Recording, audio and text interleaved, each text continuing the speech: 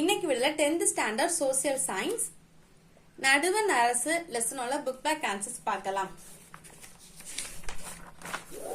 அதுல first page number 272 எடுத்துக்கோங்க. சரியான விடையை தேர்ந்தெடுக்கவும்.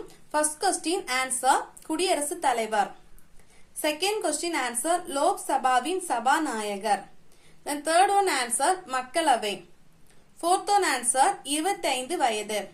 அதுக்கப்புறம் ஃபிஃப்த் ஒன் ஆன்சர் நாடாளுமன்றம். அதுக்கப்புறம் சிக்ஸ்த் கொஸ்டின் ஆன்சர் சட்டப்பிரிவு 360. அதுக்கப்புறம் செவன்த் ஒன் ஆன்சர் குடியரசுத் தலைவர். கோடிட்ட இடங்களை நிரப்புக. ஃபர்ஸ்ட் கொஸ்டின் ஆன்சர் நிதி. தென் செகண்ட் கொஸ்டின் ஆன்சர் பிரதம அமைச்சர்.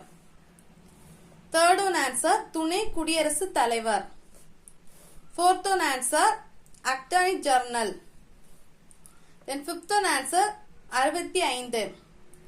Then sixth one answer உச்ச நீதிமன்றம். அதுக்கப்புறம் சரியான கூற்றை தேர்ந்தெடுக்கவும். ஃபர்ஸ்ட் கொஸ்டின் ஆன்சர் வந்து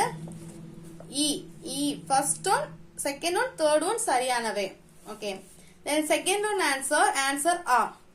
ஃபர்ஸ்ட் செகண்ட் ஒன் ஃபோர்த் சரியானவை. ஓகே. அதுக்கப்புறம் பொறுத்துக்க. ஃபர்ஸ்ட் ஒன் ஆன்சர் குடியரசுத் தலைவரின் நிர்வாக அதிகாரிகள்.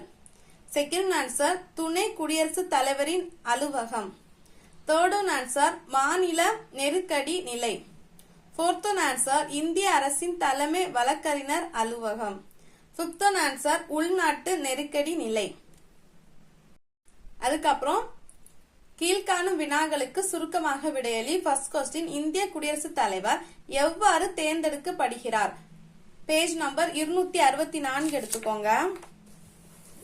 பேஜ் நம்பர் 264ல குடியரசுத் தலைவருக்கான தேர்தல் ஹெட்டிங்ல ஃபர்ஸ்ட் லைன்ல இருந்து தேர்ட் லைன் வரைக்கும் மார்க் பண்ணிக்கோங்க. இந்த 3 லைன்ஸ் தான் ஃபர்ஸ்ட் கொஸ்டின்கான ஆன்சர். தென் செகண்ட் கொஸ்டின் நடுவண் அரசின் அமைச்சர்கள் தரநிலைகளின் படி எவ்வாறு வகைப்படுத்தப்படுகின்றன? பேஜ் நம்பர் 267 எடுத்துக்கோங்க. ஓகே. பேஜ் நம்பர் 267ல நடுவண் அமைச்சர்களின் வகைகள் ஹெட்டிங்ல நடுவண் அமைச்சர் 3 தரநிலைகள் வகைப்படுத்தப்பட்டுள்ளன. 3 வகைகளை மார்க் பண்ணிக்கோங்க. இதுல இருந்து ஸ்டார்ட் பண்ணி இது வரைக்கும் மார்க் பண்ணிக்கோங்க. இதான் செகண்ட் கொஸ்டின்கான ஆன்சர். அதுக்கப்புறம் தேர்ட் ஒன் நிதி மசோதா குறித்து வரைக. பேஜ் நம்பர் 268 எடுத்துக்கோங்க.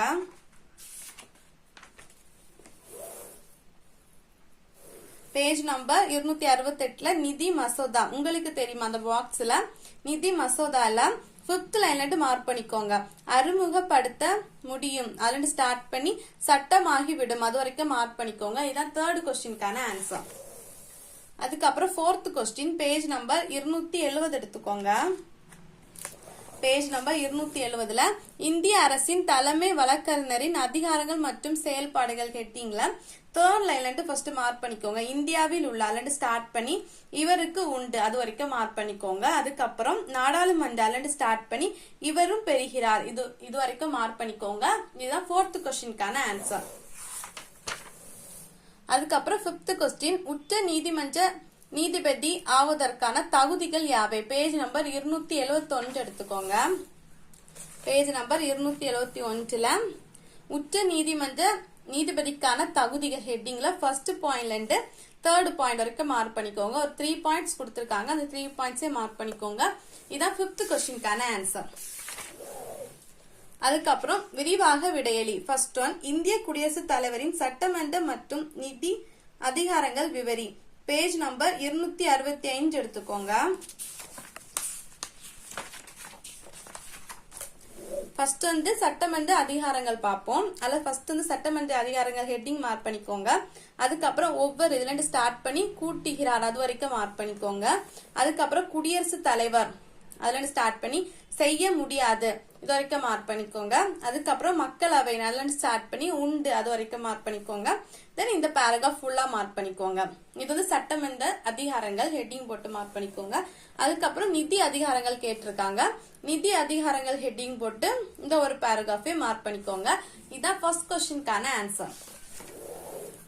அதுக்கப்புறம் செகண்ட் கொஸ்டின் இந்திய பிரதம அமைச்சரின் பணிகள் மற்றும் கடமைகள் யாவை? பேஜ் நம்பர் 267 எடுத்துக்கோங்க. பேஜ் நம்பர் 267 பிரதம அமைச்சரின் செயல்பாடுகளும் கடமைகளும் ஹெட்டிங்ல மார்க் பண்ணிக்கோங்க. ஹெட்டிங்ல கொஞ்சம் பாயிண்ட்ஸ் கொடுத்திருக்காங்க. சோ ஃபர்ஸ்ட் பாயிண்ட்ல மார்க் பண்ணி அந்த லாஸ்ட் பாயிண்ட் வரைக்கும் கொள்கிறார் இது வரைக்கும் மார்க் பண்ணிக்கோங்க. இதான் செகண்ட் क्वेश्चनக்கான ஆன்சர். அதுக்கப்புறம் தேர்ட் क्वेश्चन நாடாளுமன்றத்தின் அதிகாரங்கள் மற்றும் செயல்பாடுகளை திறனாய்வு செய்க. பேஜ் நம்பர் 270 எடுத்துக்கோங்க. பேஜ் நம்பர் 270 நாடாளுமன்றத்தின் அதிகாரங்கள் மற்றும் செயல்பாடுகள் ஹெட்டிங்ல ஃபர்ஸ்ட் பாயிண்ட்ல ஸ்டார்ட் பண்ணிக்கோங்க. ஸ்டார்ட் பண்ணி தேர்ட் பாயிண்ட் வரைக்கும் மார்க் பண்ணிக்கோங்க. இந்த 3 பாயிண்ட்ஸ் தான் தேர்ட் क्वेश्चनக்கான ஆன்சர். அதுக்கப்புறம் ஃபோர்த் क्वेश्चन இந்திய உச்ச நீதிமன்றத்தின் நிதி வரையறைகள் ஏதேனும் 3 விளக்குக. பேஜ் நம்பர் 271 எடுத்துக்கோங்க. அதுல உச்ச நீதிமன்றத்தின் அதிகாரங்களும் பணிகளும் ஹெட்டிங்ல ஃபர்ஸ்ட் ஹெட்டிங்ல மார்க் பண்ணிக்கோங்க. இதுல எனி 3 கேட்டிருக்கு, ஏதாச்சும் 3 மட்டும் கேட்டிருக்கு. சோ நீங்க எனி 3 எடுக்கலாம். நான் எதெல்லாம் மார்க் பண்ணிருக்கேன்னா ஃபர்ஸ்ட் தனக்குரிய நீதி வரையறை அதை மார்க் பண்ணிருக்கேன். அதுக்கப்புறம் மேல்முறையீட்டு நீதி வரையறை அதை மார்க் பண்ணிருக்கேன். ஆலோசனை நீதி வரையறை அதையும் மார்க் பண்ணிருக்கேன். இன்னும் 2 இருக்கு. நீங்க எது ஈஸியோ அந்த 3 ஹெட்டிங்கும் பாயிண்ட்ஸும் மார்க் பண்ணிக்கோங்க. நான் இந்த ஃபர்ஸ்ட் ஆயோ அப்புறம் இ இது வரைக்கும் மார்க் பண்ணிருக்கேன். இதான் ஃபோர்த் क्वेश्चनக்கான ஆன்சர். இந்த லெசனோட क्वेश्चन ஆன்சர் இவ்வளவு தான். இந்த வீடியோ உங்களுக்கு யூஸ்ஃபுல்லா இருக்கும்னு நினைக்கிறேன். தேங்க்ஸ் ஃபார் வாட்சிங்.